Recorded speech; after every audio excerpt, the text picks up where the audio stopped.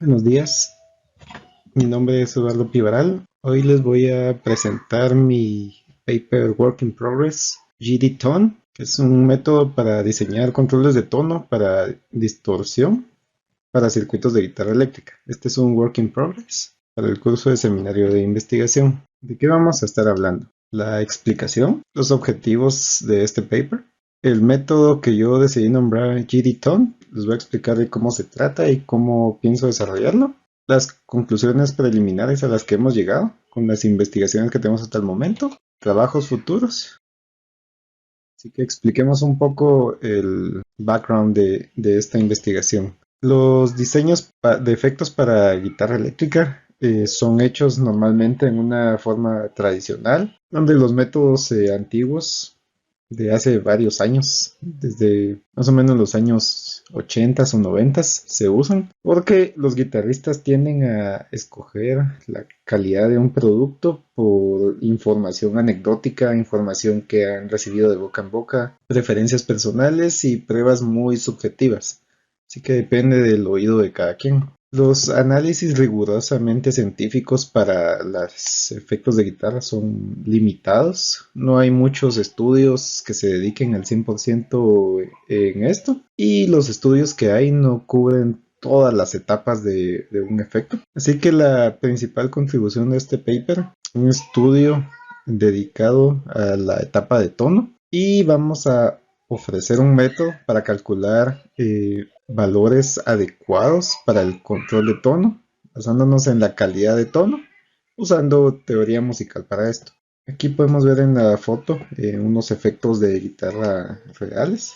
Y como veníamos explicando, la música es una forma de arte y como tal, qué es bueno y qué es malo es muy subjetivo y depende del oído de cada persona. Pero afortunadamente la teoría musical nos provee guías, nos provee más o menos estándares de qué es considerado un buen o un mal tono, qué combina bien, qué combina mal, para complementar lo que cada persona puede percibir como bueno o malo.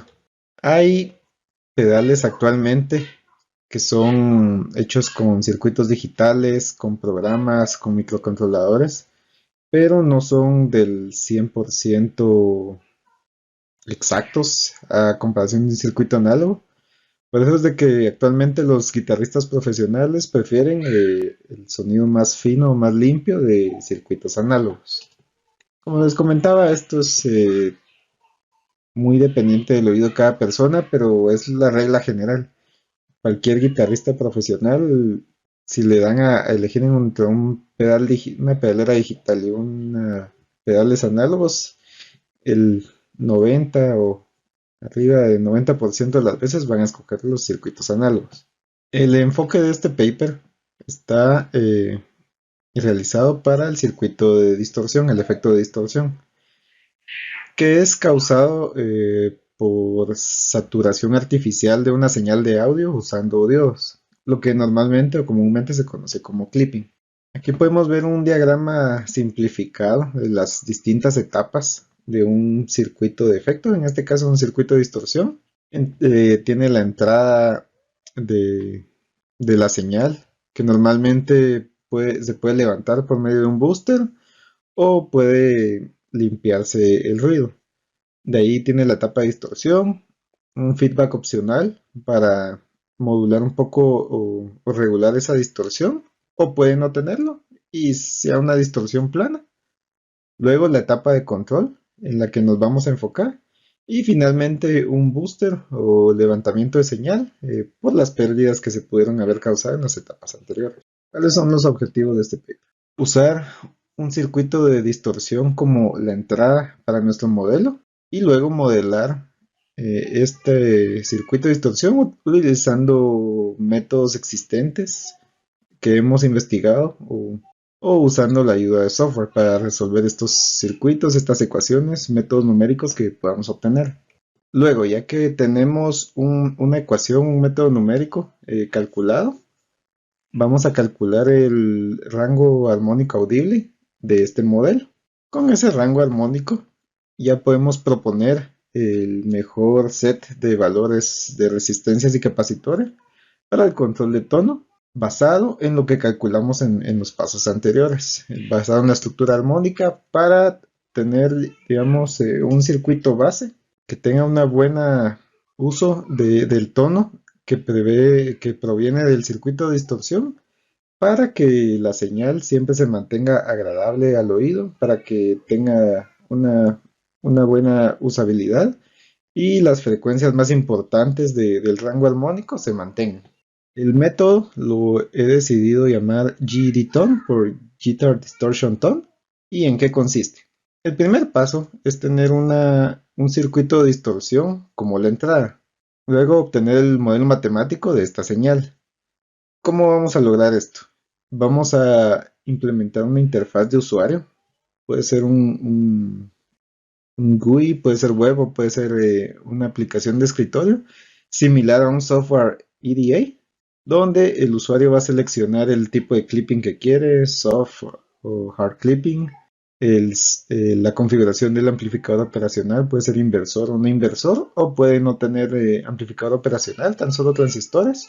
Y finalmente los valores de los componentes de la resistencia, de los capacitores, de los diodos, del amplificador operacional para modelar la señal al gusto del usuario. Luego, con una señal de audio de prueba que va a tener varias octavas, va a tratar de construirse de modo que tenga varias escalas armónicas eh, dentro de esta señal de audio. Vamos a probar los valores del circuito de distorsión diseñado para asegurarnos de que sea correcto. Porque no podemos pasar a la siguiente etapa si en esta etapa no suena, digamos. Si los valores son muy altos o muy bajos o no funciona bien, pues no va a sonar nada y no va a pasar a la siguiente etapa, así que no nos va a servir de nada. Así que esta prueba es muy importante para asegurarnos de que el circuito funcione adecuadamente. Esta es una imagen de un circuito de distorsión sencillo. Tiene un amplificador operacional TL081 en configuración inversor y tiene dos diodos 1N4148 de germanio en configuración de soft clipping. Podemos ver que tenemos un potenciómetro para graduar la ganancia y la entrada que tiene un filtro para limpiar un poco el ruido. Luego con esto vamos a calcular el soft clipping o el hard clipping dependiendo del circuito que sea y vamos a obtener nuestro método numérico o nuestras ecuaciones para poder calcular el espectro audible. Luego, ya que tenemos la ecuación, la vamos a resolver usando cualquier método que podamos disponer.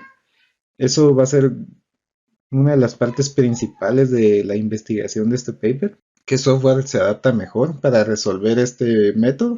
Vamos a investigar muchas opciones para ver cuál se adapta mejor. Puede ser unas librerías de Python, puede ser Wolfram Alpha, el API, puede ser MATLAB, puede ser alguna otra que no hayamos considerado todavía. Puede ser alguna investigación que alguien más haya hecho y simplemente es de adaptar la software. Y una vez que tengamos las ecuaciones y el modelo matemático, podemos obtener la señal en los dominios de la frecuencia y el tiempo para el análisis que va a proseguir en nuestro método. Esta es una ecuación diferencial de muestra de un circuito de audio que puede ser una forma de modelarlo. Puede que sea así o puede que sea más sencilla o puede que sea más compleja. Por eso es de que nos vamos a ayudar de software para resolver el resultante de esto. Luego, ya que tenemos nuestra información y la podemos graficar en el dominio del tiempo y la frecuencia, vamos a calcular el rango armónico audible. Esto basado en las frecuencias audibles al oído humano de la guitarra eléctrica y el espectro de frecuencia del circuito en sí, ya que podemos tener en las etapas anteriores filtros que ya corten alguna frecuencia ya previamente, entonces ya esa frecuencia ya no puede ser tomada en cuenta. Así que vamos a calcular el espectro de frecuencia audible de este circuito en específico.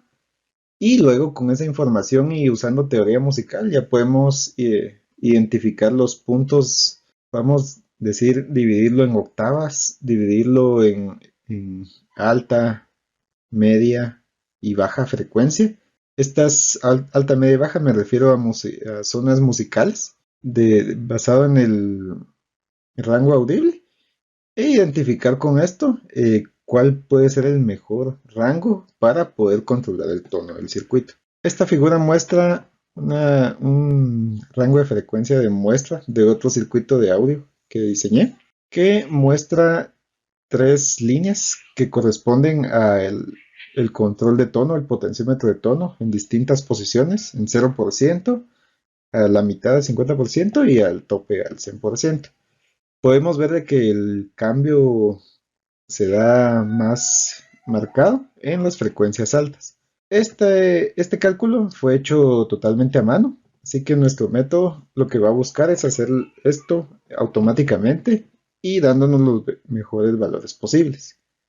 Podemos ver de que la ganancia o la pérdida de audio se da entre los 0 a 30 decibeles y más marcado en las altas frecuencias, que para el circuito que diseñé es lo que es más agradable al oído, pero esto, como les comentaba, se realizó utilizando un método de prueba y error, probando varias combinaciones. Lo que a mi gusto fue lo que mejor quedó.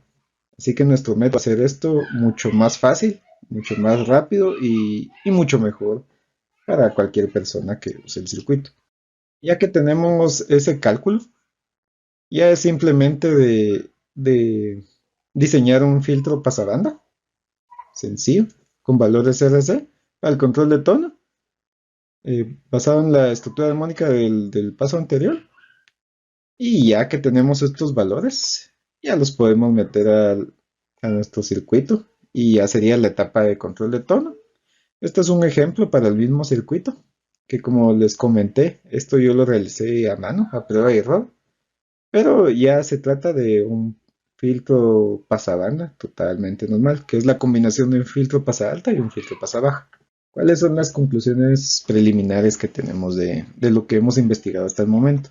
El cálculo del espectro audible de un circuito de audio es totalmente posible. Aquí no hay dudas de que no se va a poder calcular, porque ya existen métodos, ya existen papers, ya existen investigaciones que lo han probado, que lo han modelado. Varios casos, varios ejemplos de circuitos comercialmente disponibles actualmente. Así que, ya que estamos seguros de que eso se puede calcular, esperamos no tener ninguna sorpresa o ningún problema al momento de calcular esto. Solo nos vamos a enfocar en la etapa de control de tono, en el mejor posible, basado en los estudios que hagamos conforme avancemos en esto y utilizando al 100% la teoría musical para definir qué es lo mejor que podamos calcular. La primera iteración de esta investigación va a ayudar a los diseñadores de circuitos de audio en implementar controles de tono para sus productos, pero utilizando solo un control de tono o solo un potenciómetro. Para trabajos futuros, queremos generalizar este análisis para más que solo circuitos de distorsión y generalizar el método para cualquier aplicación de audio. No tiene que ser precisamente para guitarra, no tiene que ser ni siquiera necesariamente para música, puede ser para aplicaciones médicas, para aplicaciones de trabajo, de navegación, lo que sea, para robótica. O sea, eso es el objetivo, que se pueda generalizar para tratar de mejorar el tono, para hacerlo más claro para cualquier aplicación de audio que se requiera. Y para las mismas aplicaciones de audio que estamos actualmente, aplicar el método para otros controles de tono que pueden ser implementados, porque no solo existe el control de tono que vimos anteriormente, existen muchos controles de tono comercialmente. Por ejemplo, que puede ser solo un filtro pasa alta, puede ser solo un filtro pasa baja, o puede ser un control multibanda o ecualización adaptiva para circuitos análogos, que eso normalmente solo se da en circuitos digitales porque el cálculo se realiza en tiempo real, pero tal vez con suficiente estudio, suficiente avance, se puede trabajar esta ecualización adaptiva en circuitos análogos. Muchas gracias por su tiempo y espero que esta presentación haya sido de su agrado.